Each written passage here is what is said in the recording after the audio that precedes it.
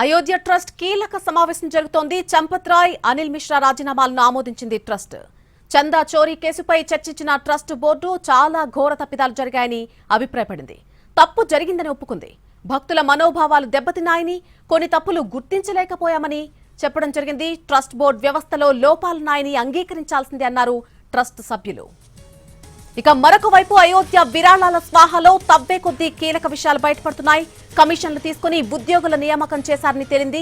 మాజీ ట్రస్టీ అనిల్ మిశ్రా సిఫార్సులతో సుమారు 125 మంది ఉద్యోగులు నియమించారు. మిశ్రా పేరుతో భారీగా ఆస్తులున్నట్టు కూడా సిట్ గుర్తించింది.